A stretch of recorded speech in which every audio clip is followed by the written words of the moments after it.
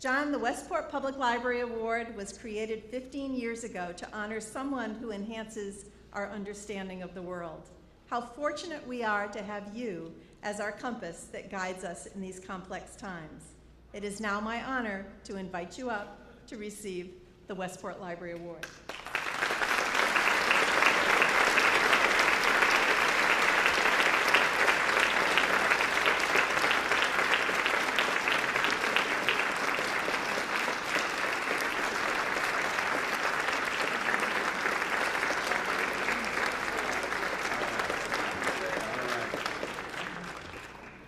Thank you all for coming to my funeral. There'll be an actual mass at the genuine funeral, so you came to the right one. You can skip out after this. As an Episcopalian, I never had a bar mitzvah. We just have bars. Go ahead, you're in Connecticut, you can laugh about that. John Cheever, we can bring in a minute. I'm really not, as my wife would be the first to tell you, I'm really very rarely at a loss for words, but this is a remarkable occasion. I have a lot of corrections to offer. But Eduardo, Scott, Daniel, Miles, Jim, Susan, they didn't want me to sing because I would overwhelm her. That was wonderful. Maxine, thank you. This is an incredibly gracious occasion. Let's start with Charlie, as he would want us to.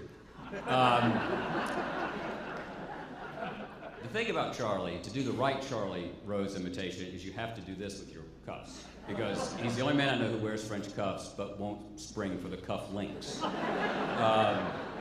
The hair has to be a little much. He still hasn't recovered really from the fact that North Carolina gave away Tennessee. And so we have a complicated relationship based on that.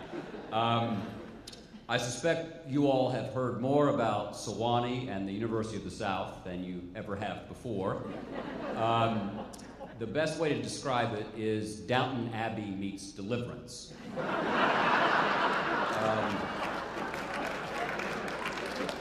Anglo-Catholic, lovely, Brideshead Revisited, but if your car is stolen in the Mid-Atlantic, it'll be where I can get it out. So keep my number for that.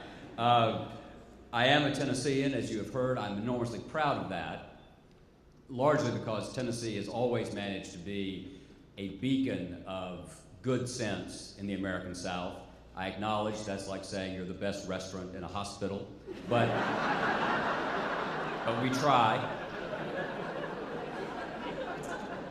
We got a long way to go. I've been scribbling for the last 20 minutes in this horribly embarrassed way.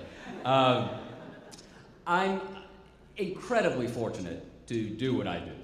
I have managed to do something that Dan Gross has also managed to do, which is monetize dorkdom. And I had to drag him in for this.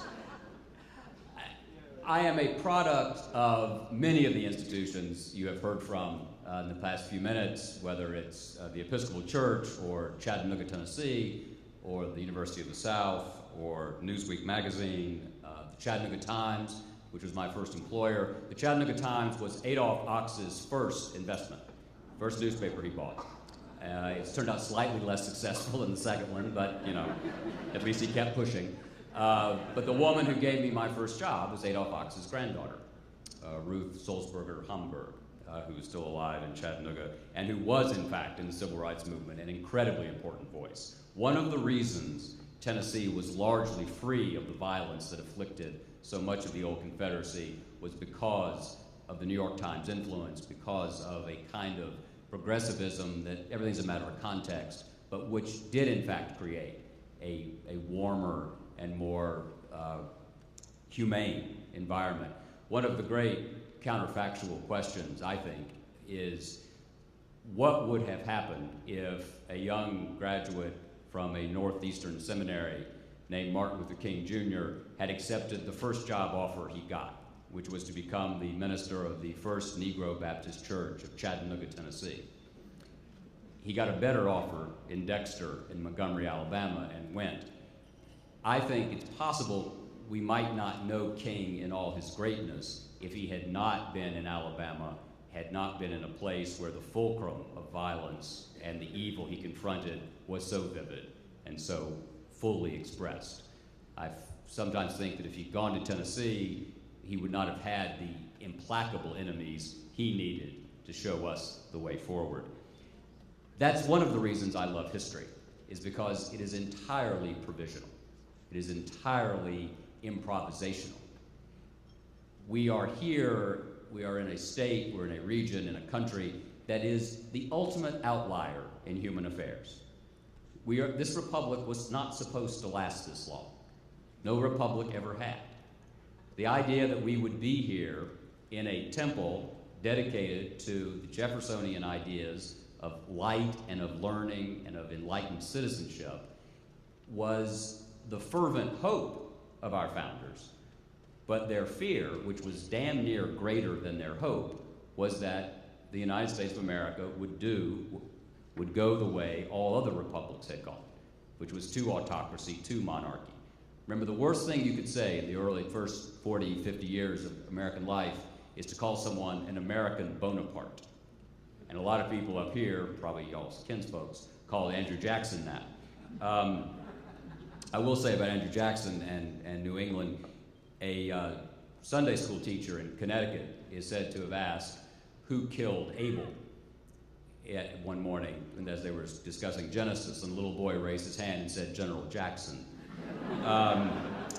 So it is an act of ecumenical grace that you've had me here. Now, we can go ahead and dispense with this quickly. I know you're really Hamiltonians, and I know you're sort of gritting your teeth and letting a Jeffersonian in. I just want to say one thing. At least my guy didn't get shot in Jersey. Your guy did. I made that point to Chris Christie recently. He didn't laugh. And it reminded me, in 1998, I was down in Austin seeing George W. Bush just as he was beginning to run for president. And a standard line for Tennesseans when you meet Texans is to say, you know, Governor, if it wasn't for us, you'd still be part of Spain. And I saw something we would later see forever, that he went, My accountant was very excited that I made that joke because he got 8 years of audits to deal with. So,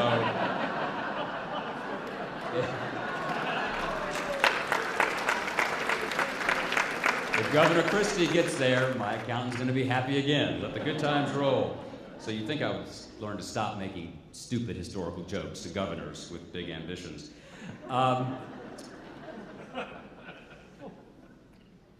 The reason I'm able to do what I do, and the reason I feel so incredibly fortunate to have the friends and the guideposts that you heard about from my grandfather and on, is because of institutions like this.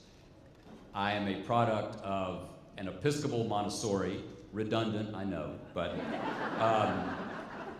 go do what you want, believe what you want.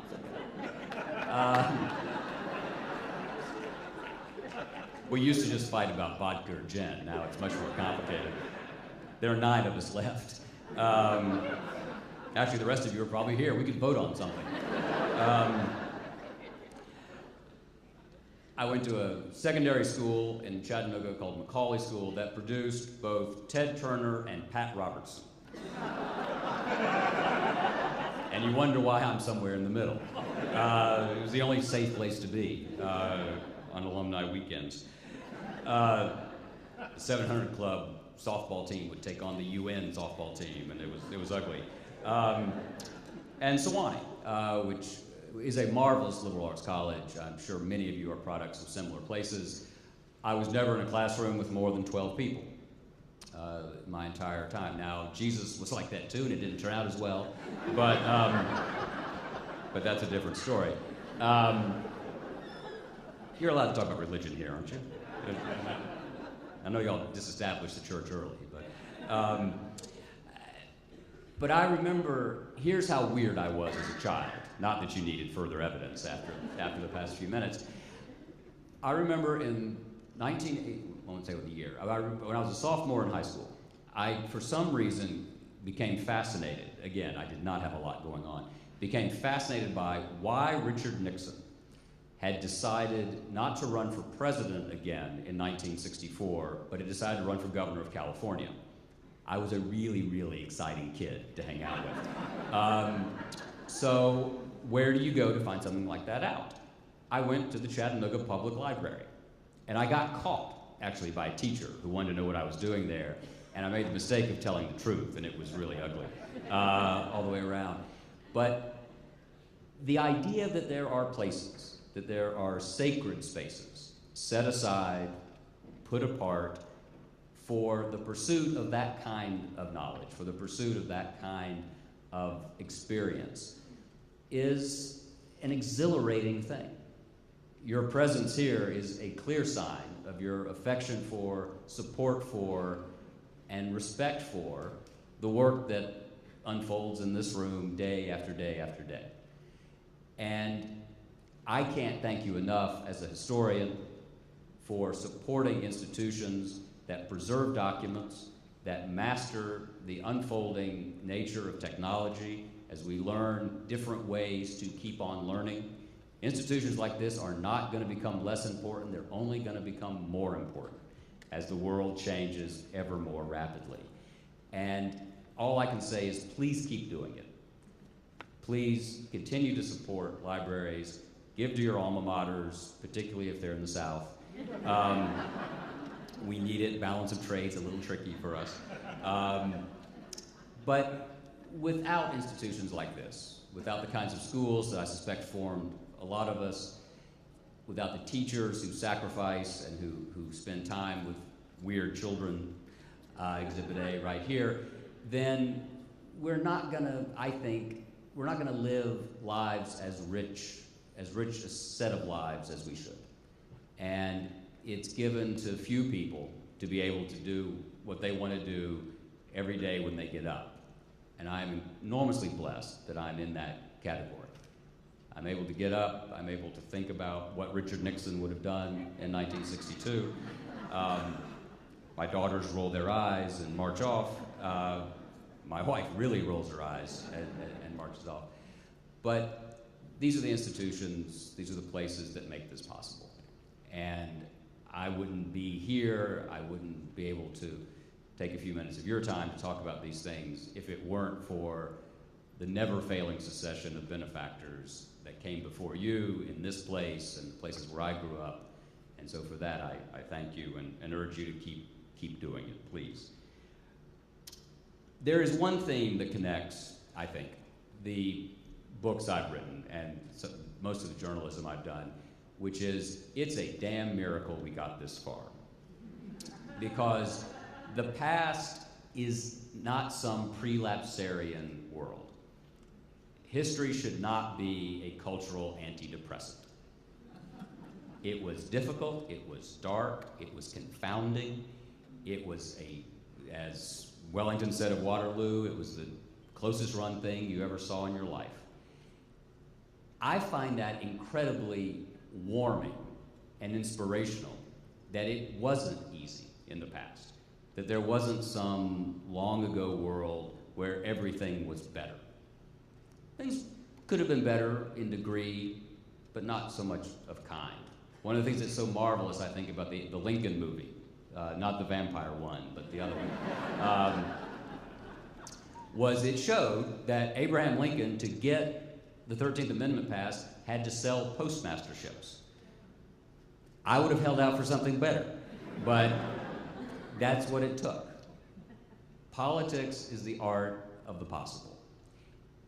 Politics is not the place to go if you want philosophical consistency or neat and tidy answers forever. Try the church, try the academy, maybe try the library, but in point of fact, history is an unfolding, incomplete story of flawed, sinful human beings, hopefully trying to do the best they can with what they have. George Eliot in Middlemarch, arguably the most intelligent novel I think ever written in the English language, said that what do we live for but to make life less difficult for one another? and that to do that we have to move through the dim lights and tangled circumstance of the world. The dim lights and tangled circumstance of the world. The fact that Andrew Jackson, Thomas Jefferson, Franklin Roosevelt, Winston Churchill, John Lewis, Martin Luther King, Rosa Parks, the fact that they were able to overcome their frailties, their flaws, and leave us all a little bit, or in some cases, a great deal better off than we were before they started their journey, is a source, I think, should be a source of invigorating pride and a call to action for us. Because if we don't treat people in the past as what they were, which is human beings with flaws, with failings, then the past loses its capacity to teach. It becomes a fairy story. Entertaining, no doubt, but inaccessible. The fact that people who had the wrong kind of appetites and a tendency to disorder, in Jefferson's case, we haven't got enough time to run through his various sins. Did I mention Hamilton was shot in Jersey? But the fact that he was able to be such a morally ambiguous figure and yet make such a moral and political and cultural difference is, I think, a clarion call to all of us. I believe we always learn more from sinners than we do from saints. I also believe that if we should not look up at people in the past adoringly, nor down on them condescendingly, but try to look them in the eye. And if we look them in the eye, we might see something that can help us in our own push forward. Very quickly on Jefferson, I think the reason he continues to resonate is that he represents the best of us and the worst of us, largely in equal measure. You cannot get as passionate a conversation going about John Adams or George Washington or Alexander Hamilton or Lord knows James Madison. Poor James Madison can't get arrested anymore. He doesn't have a statue at Epcot. If there are any Disney shareholders here, come on, he wrote the goddamn Constitution, and you can't get a statue at Epcot? How hard? What do you have to do that? We need to work on this. The other thing I want to do, by the way, and we'll have a petition outside later, I just want to preserve Joe Biden. I just want him around. I want him to be ex officio vice president without portfolio for life. Don't care what he does. I just want him wandering around the White House. Because obviously, it's just a good thing. I have not, I must admit, gotten very far with this ballot initiative, but I would appreciate your support. The other thing I should quickly say, I am writing a book about George Herbert Walker Bush right now. And for years he always wanted to be, as only he could put it, paws up before I published it, That big left hand, want to be dead, don't want to and you all may remember that General Petraeus had a certain problem with his biographer recently. I want to assure you now that George Herbert Walker Bush and I have had no inappropriate contact. When I wrote him, when the story broke, I wrote him an email. I said, "Dear Mr. President, I don't know if you've ever thought I was cute, but I really don't think it's a good idea." And to God, he wrote back saying, "In your dreams, GB." So, very Mike Wallace of me, isn't it? Really keep him moving. But history is made by people like that, who say paws up, and who send emails, and who are able, I think, to embody the best of us while being imperfect. And Jefferson's contributions to the life of the mind, the life of the country, very quickly, he didn't see the life of the mind and the political life as separate. He saw them as neighboring counties with porous borders. For him, what happened in the culture mattered politically. He also knew we would always be partisan. The test would always come with whether that partisanship was reflexive or not. That is, would I oppose anything you said just because you're the one saying it? That way madness lies. We're always going to oppose each other. Disagreement's the oxygen of democracy. That's the point. Jefferson once said that men have divided themselves into parties over whether the interests of the many or the interests of the few should predominate in human affairs, since those questions convulsed Greece and Rome. So he saw that, he understood that. At a particularly virulent moment when Jefferson was not practicing what he preached in 1790 in New York, he had just come back to be Secretary of State. Hamilton was at Treasury. They were at war over everything. As Jefferson put it, they were like two cocks in a pit at each other's throat. Washington wrote both men a letter, basically asking them to knock it off. This is what Washington said. How unfortunate it is that whilst we are encompassed on all sides with avowed enemies and insidious friends, that internal dissensions should be harrowing and tearing our vitals. It's a wonderful phrase, harrowing and tearing our vitals. It's a reminder that in the 18th and 19th century, we actually saw the political life as a physical, living, organic thing. Remember, corruption initially did not mean graft. Corruption was disease. If graft happened, then the health of the republic would be in danger and the body could wither and die. That's how important politics was in that generation and in that time. Now, here's how well that worked for Washington and Washington's letter. Jefferson wrote back of the illegitimate son of Nevis, I shall not suffer the slanders of a man whose history, from the moment at which history can stoop to notice him, is a tissue of machinations against the liberty of the country, which has not only received him and given him bread, but heaped its honors upon his head. So that Dr. Phil moment was not enormously successful. Hamilton wrote back saying that Jefferson was an atheist in religion and a fanatic in politics, and an anonymous letter writer from your neighborhood up here wrote in that period to Jefferson, I think you ought to get a damn kicking, you redheaded son of a bitch. So, there are those of you in this room who want to think that Karl Rove started all of this. Karl is a friend of mine. He wants you to think he started all of this. It's been with us from the beginning. The question is whether it's reflexive or whether we allow reason and experience to assess what we are, to play a role in our assessing what we're hearing. And therefore, we can change our minds. If we disagree just because of the person who's proposing something, that way madness lies. So at our best, we are able to think for ourselves politically. The other, which was alluded to by the wonderful people who are here, is the idea of sociability. We have to know each other. Events like this don't happen enough. We are too siloed one from another. And that has a distinct and discernible political effect.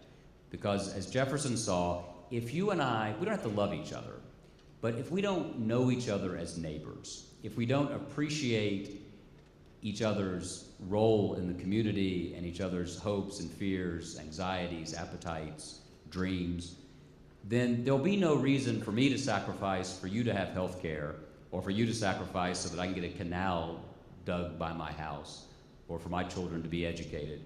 A republic will not work. Mutual concessions of opinion will not be made if we don't know each other, if we are not sociable enough with each other. That's true in the broad populace. It is particularly true, as you heard earlier, about politicians. Politicians don't talk to each other. They are going to divide and subdivide into reflexive camps of inflexible opinion. Remember, facts are supposed to shape opinion, not vice versa. And that's one of the things we are suffering from right now. And it's the kind of thing, blessedly, that can be addressed. It can be addressed by telling sad stories of the deaths of kings. It can be addressed by reading the books in this library. It can be addressed by talking to each other.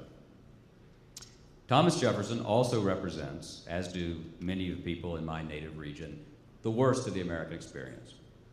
From the removal of Native Americans to the perpetuation of African American slavery, that generation's, several generations, evil was for them a reality about which they could do nothing.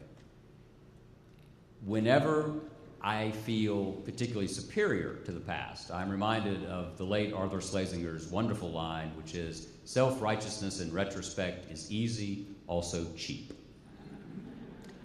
I think the moral utility of history should lie not in our making ourselves feel better about our own superiority, but in trying to think of issues of political, moral, economic, and cultural significance that for reasons of political, moral, economic, and cultural convenience, we are allowing to go unaddressed in our own time, giving posterity something to look back down upon us about. So we should, in fact, engage with the mistakes and failings of the past, not to make ourselves feel better, but I would hope to arm ourselves and enable us to move forward. I am deeply humbled and touched by this evening. I will not sing for you as a sign of my affection for you. I like to think it's the first time Onward Christian Soldiers has been sung in a while. And I know it's the first time the Chattanooga Choo Choo has been. But I want to leave you with something that Winston Churchill said with enormous wisdom and foresight in one of the last books he ever published. One of the last sentences we know that he actually dictated as he paced in Chartwell over in Kent. It was in the last volume of the English-Speaking Peoples, Volume 4. He said that the future is unknowable, but the past should give us hope. I think that's a good testament for all of us. Thank you very much.